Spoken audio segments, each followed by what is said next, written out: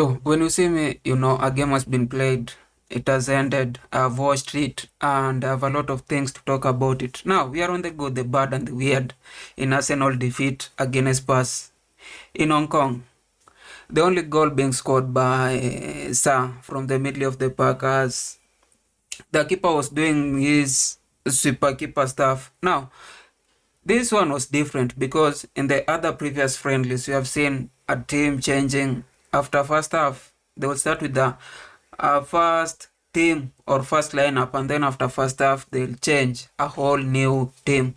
This time, it was like the team was prepared to field what exactly the first 11 that will field when the seasons begin.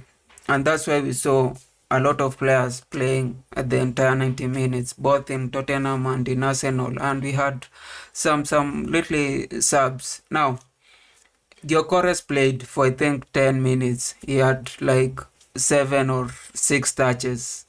We also saw Mosquera playing. Those are the two guys who played, who had their debut. Madueke is not here. Now, going to the good, the bad, and the weird. As I'm talking about the good, I'm talking the good for the rest of the league, the bad for the rest of the league, and the weird is always weird. Now, the thing is, with Arsenal, I know some have already noted, but sometimes you always need a coach who does the Moses work. If you have read the Bible, you do the Moses work. You arrange stuff, you put their facilities, you put their capacity, you move people to the bridge. But when you reach the bridge, or when you reach the shore, or when you reach somewhere you need to cross, you leave it to another guy. And I think this is the thing with Arteta. He is the Moses of this team. He has been here for quite some time. He has only won two FS, or was it an FA and a Community Shield? And the reason why I'm talking like this is because, first, the friendlies that Arsenal has had in this period are good opponents, like really, really, really good opponents. And there have been slim wins or slim losses. And you can tell like the way this team plays is not the way it plays 2 years ago. You can tell that this team has reached a point where its peak, it peaked 2 years ago.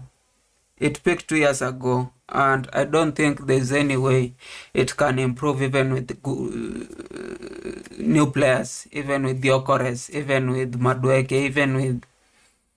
It has reached a point where Arteta and majority of the team have become a family. And when you are a family, it's so hard for you to see the mistakes of your family members. It's so hard for you to serve. It's easier for you to work with people while, working with their mistakes, working with what they are not good at, working with what you can't change. Like, it's easy for Arteta right now to not be ruthless with people because you have stayed with some of the guys 4 years, 3 years, some even 5 years, and they have a special space in his heart. Now it's hard for him to change. It's hard for him to change all these players. When they make mistakes, he tries to work around their mistakes. When they don't do, when they're not pushing as much as they should, he tries to work around those mistakes, which will make the team, like not perform to the best of their abilities. Like it will be so hard for Arteta to see a point this guy or sub a person who he says as you are my child. I took you from the academy. I've pushed you this time. I signed you from I don't know where, and we have worked for this kind of period. So it's hard for Arteta to really, really tell certain players like, no, you have to go. You have to be benched. I have to sell you because they're working as a family. Now, don't get me wrong. Arteta's built a good team. Like, this is one of the best team in the world right now. But it needs a different person to see what it can achieve. Even Klopp happened. Klopp built a good team which was going head to head with Man City and doing a lot of stuff, but it needed Anslot to come here and see what the mistakes were, what things were, what they could improve on, like to see where they had to do the things they had to do to win the league. And I think that's what has to happen. So for Arsenal to like really win a league or win something, they need a different coach. They need a different coach, and I know a lot of people will not agree or say that, oh, Ateta took us from fighting for position 4. But that's it. You'll keep fighting for position 2 or 3 for a couple of years if you keep sticking with Ateta. Now, for the other thing is that since Gyökeres entered the field, I think the play for Arsenal changed a bit. They started spamming crosses. But the problem is, I think they have not been playing that way for so long. And even the crosses were not, you can't say the crosses were big chances, because that's not how they usually play. But because they have Gyökeres, who is a 9, like a standard 9, one of the biggest guy in center forward, they have to do that to really create chances. But they're not used to it. And they don't know that a lot of teams which have tried that, even Man City, have always found a lot of difficulties spamming crosses and getting their 9 to head or to score a goal, which I think would be the same thing. Even in the 10 minutes that Gyökeres was in the field, I think he only touched the ball, I think, 3 or 4 times. And the only time he had, like, a layup to the midfielder was when Zinchenko made a miss cross. Like, the only time they had a chance was when the cross was a miss. Like, it was not, the defenders were not expecting it to go the way it went. And that's a problem. Now, the third thing is that Saka initially, like from a young age, has been playing every other game. Was playing in Premier League, was playing in Champions League, was playing everywhere in Nation League, was playing. And I think since last year, I think that thing has had a toll on his body and is not performing as he should. Either is performing just below the normal level, and when he tries to push, when he tries to fight with defenders, he always look like he's going to get injured. So Arsenal, they have to expect that Saka will not be playing to his best, and if he tries to play to his best, he will miss certain games. They'll have to manage him a lot, and I think that's why they bought people like Madueke, and they also have Doman. But then those two are not going to give the same impact as Saka. Now it's so hard, and it's so, you don't want certain players to get injured. You want a league where a lot of players just play as much as they could in their best quality and just give the output that they used to give. But I think that even compared to last season, I think the output that Saka will give this season will not be better. Now, for the thing that is bad for the league is that even while we are talking about those players, I think Arteta realized last year that he had no option. He had to use people like Mourinho as striker.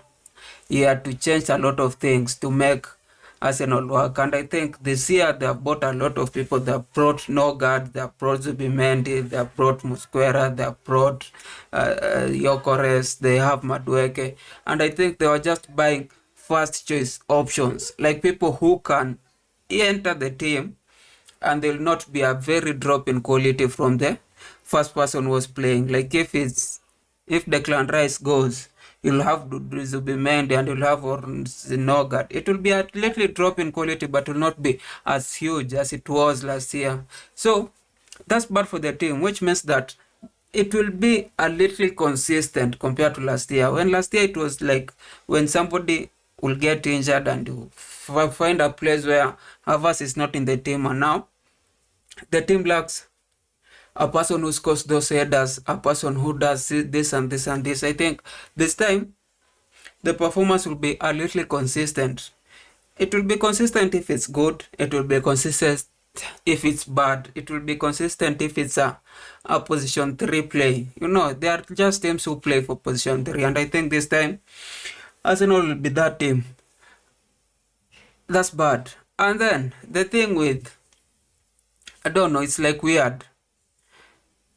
I've said it already. Like Arsenal has had 3 good opponents in friendlies. Normally you not have like Milan, Spurs, and Newcastle as the only friendlies.